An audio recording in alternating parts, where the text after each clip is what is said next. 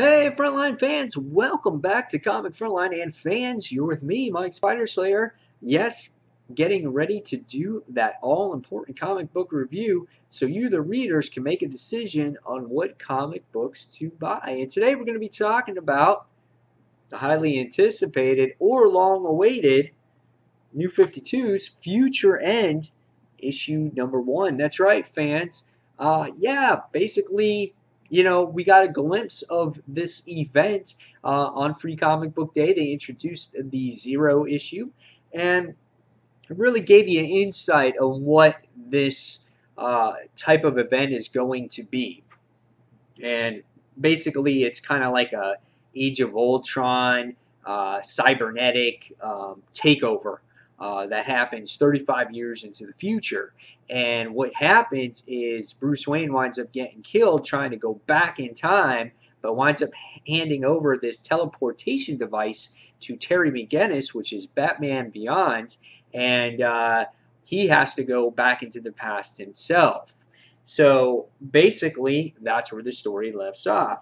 If you guys are familiar, or if you guys want to know who writes the book, it's a alternating cast because this book will be out once a week. I think it's around 40 issues or so. The writers are Brian Azzarello, Jeff Lemire, Dan Jurgens, and Keith Giffen, who I don't have a great track record with when it comes to his books being written.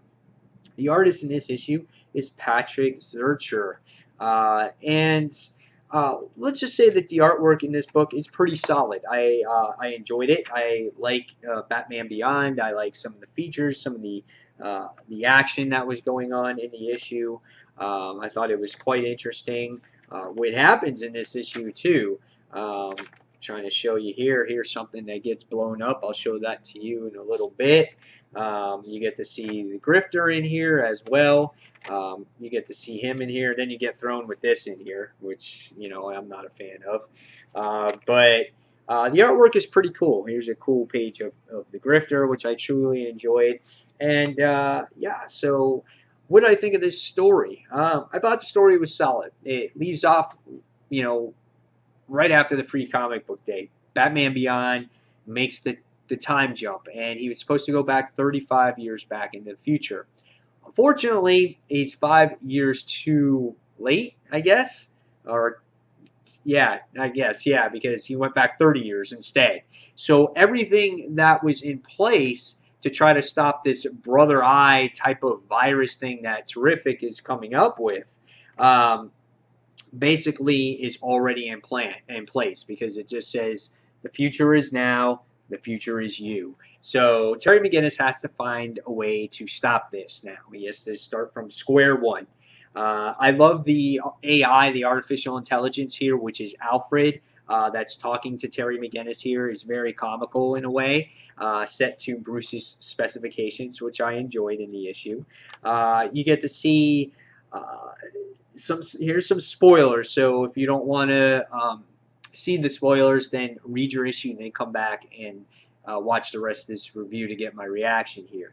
So you get to see the carrier, which is the headquarters of Stormwatch, and they're flying through here. And the next thing you get to see is you get to see the engineer. She winds up getting possessed, which you think is, if you read the last issue, which is the Brother's Eye or the virus or something that's going on.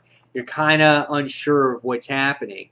But basically what happens in the issue is, yeah, it gets infiltrated. It goes into auto-destruct initiation, and blah blam, Stormwatch is no more. And you're kind of like, really? So interesting stuff there. Then you get to see a little bit of an introduction with Grifter, which I thought was pretty neat, because you get to see what he does, and you get to see him on a little mission. And then the next part I found was kind of unentertaining. This was the part where we got introduced to Firestorm, and we get to see their relationship with each other, on how they are with each other. And we see that Firestorm goes, there's a distressed call from Oliver McQueen, and they hurry up. They fly over there. They see that all kinds of destruction has happened. They try to rescue some civilians, and by the time we get to the end of this book, we see, now huge spoiler here, so again, if you don't want to see it, please fast forward. Ready? Go. We find out that Green Arrow is dead. And you're like, holy shit, Green Arrow is dead? That's not cool. Like right away, it's like major player here, he's dead. I mean, it looks like he's pretty dead. He's got like a freaking like knife in his chest or whatever. And Firestorm is just like, oh no. He's like all emo on himself and everything. And I mean, he's got daggers everywhere. I mean, all over the place. The guy looks like he's just dead. And this is Green Arrow that's got the beard and everything. So I thought, oh man. I'm like, I was looking forward to this Green Arrow. Now he's dead. And I'm like, that's not cool. So, and that's where it leaves you off at. And I was kind of like, okay, so the issue really doesn't give me anything. But again, I think this is going to be a slow developing plot because it's like 41 issues or something like that. So you're going to see bits and pieces. You're going to slowly see the threat. I think you're going to get a lot of filler issues here. It's going to be a slow build to this actual apocalypse that eventually happens or doesn't happen. I don't know. So unfortunately, I guess Stormwatch fans, I think you're going to be upset here. I didn't read Stormwatch. I don't really know too much about them, but we'll see where it goes overall with this series. Hopefully, you know, they get into Grifter's character a little bit more, so fans that are not so familiar with Grifter, they get to know him more. And same with Batman Beyond. So, you know, I think they went into a few different stories here, and right away we got off track from the cybernetic stuff right to Green Arrow. So now we got to figure out who killed Green Arrow. So again, this will be a slow developing thing. I can see it now. But I am kind of excited for it. It has me intrigued. Was it the best issue I ever read? No, it wasn't.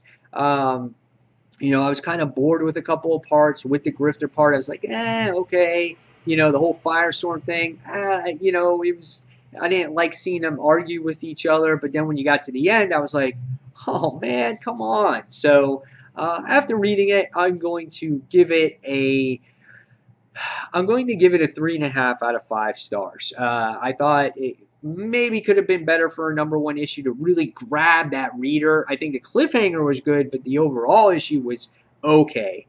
So 3.5, close to that 4-star mark.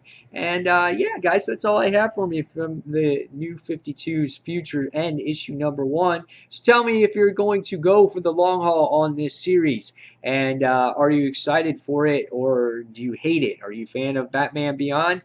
I am, because that's kind of why I'm really reading this. So I want to see more Terry McGinnis. So guys, as always, thank you for watching Comic Frontline. Don't forget to check out our .com as well. Check out comicrelated.com. Together, guys, with that and my own channel, Comic Book Corner 2.0, there's all kinds of comic goodness. So guys, again, thank you for watching. And until the next comic book review, this is Mike Spider Slayer signing off. And I'll see you guys real soon. Take care, guys. Bye.